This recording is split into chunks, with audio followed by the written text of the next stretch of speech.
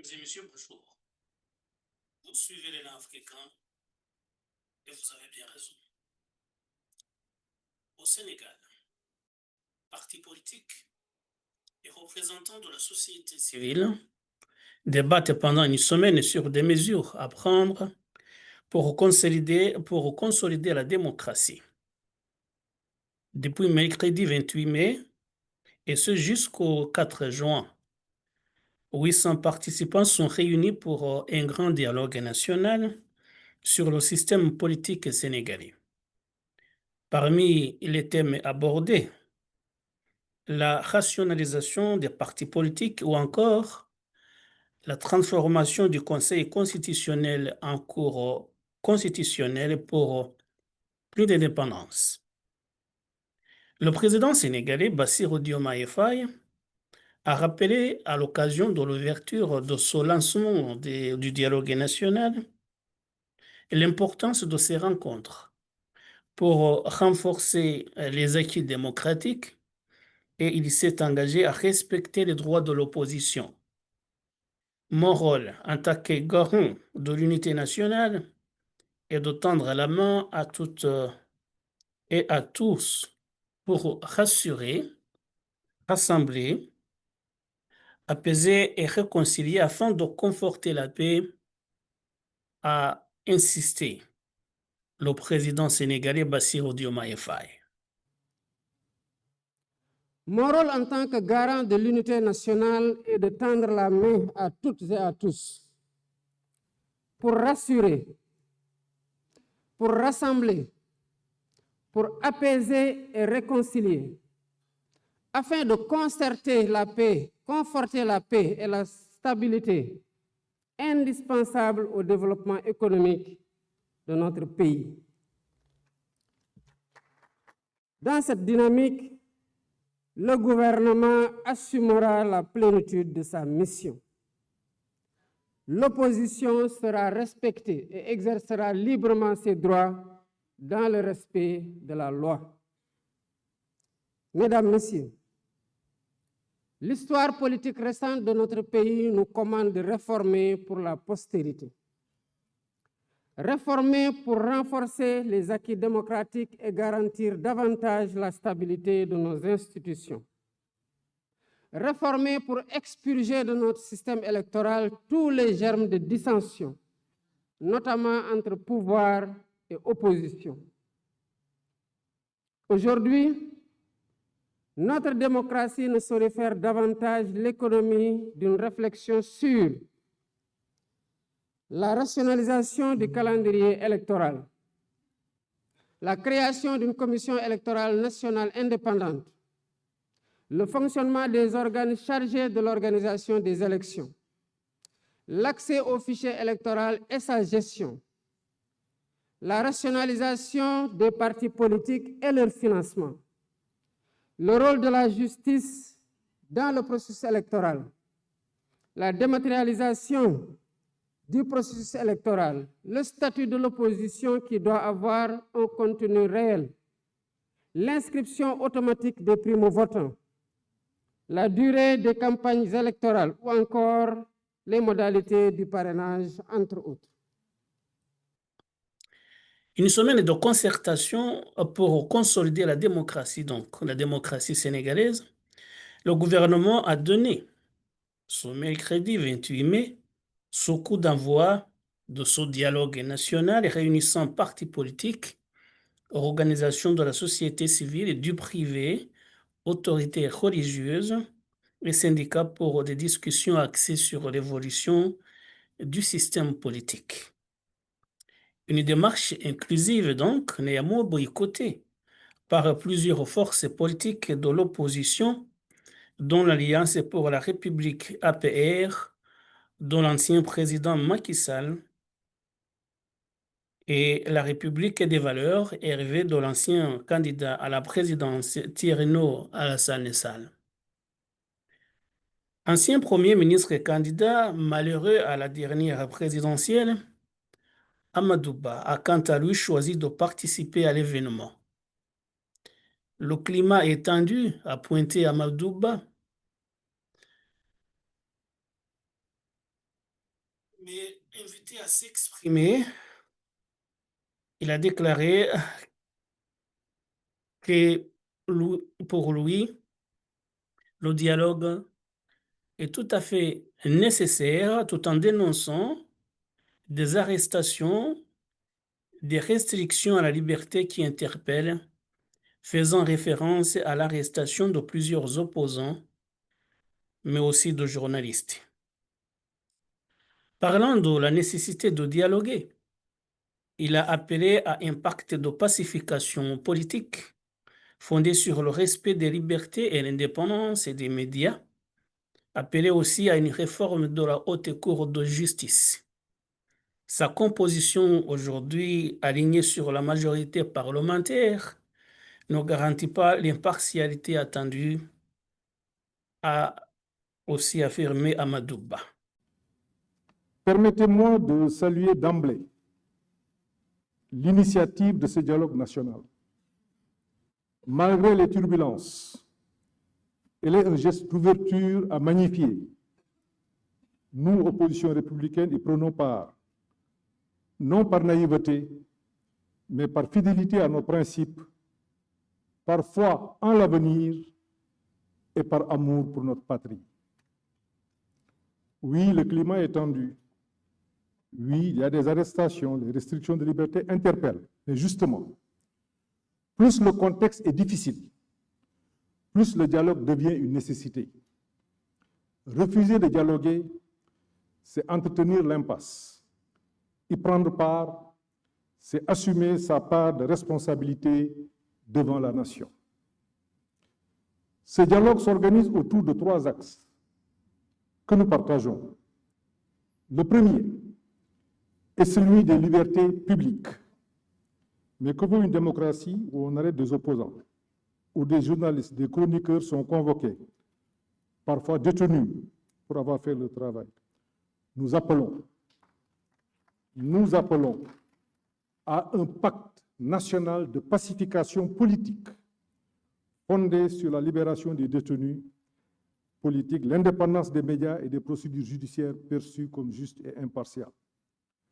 Le second axe porte sur le système électoral. Donnons réalité au statut de l'opposition et de son chef. Donnons à la Sénat les moyens et l'indépendance qui s'imposent. Et sur l'inscription des jeunes, l'inscription automatique des jeunes majeurs au fichier électoral, nous estimons qu'une telle réforme aux implications profondes doit faire l'objet de consensus forts. Le troisième axe est la refonte institutionnelle.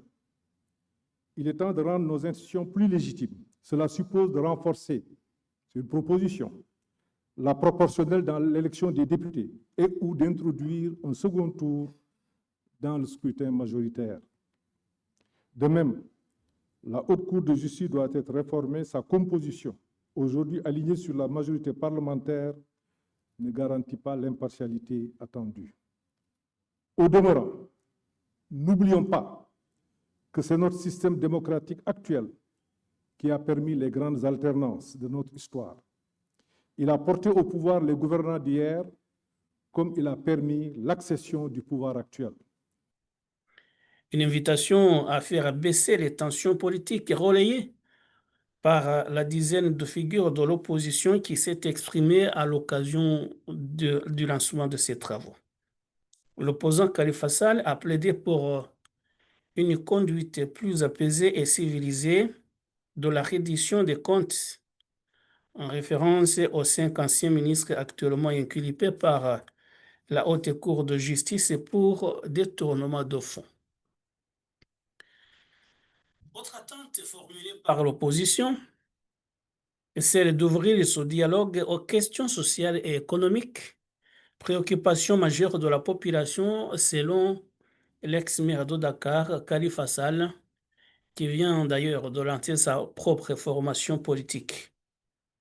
Le chef de l'opposition, Amadou Ba, a donc demandé que cette question soit inscrite à l'ordre du jour, en plus des réformes du système électoral et des questions de liberté publique. Le Sénégal fait face à des pertes d'emplois, à une dette croissante et préoccupante, affirme Amadou Ba. On ne peut pas s'entendre sur les causes, mais il faut qu'on s'accorde sur les solutions, a-t-il dit. Le Sénégal fait actuellement face à des pertes d'emplois, une dette croissante et une situation budgétaire préoccupante sur fond de vulnérabilité externe.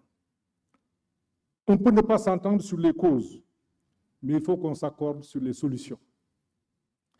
Ainsi, votre nouveau référentiel stratégique de l'action publique devrait être, de mon point de vue, mieux partagé pour améliorer sa mise en œuvre pour l'intérêt de tout le monde.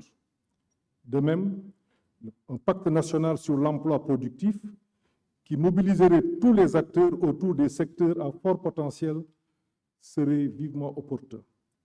Enfin, une réforme de la politique budgétaire me semble être nécessaire et urgente. Elle ne peut plus attendre.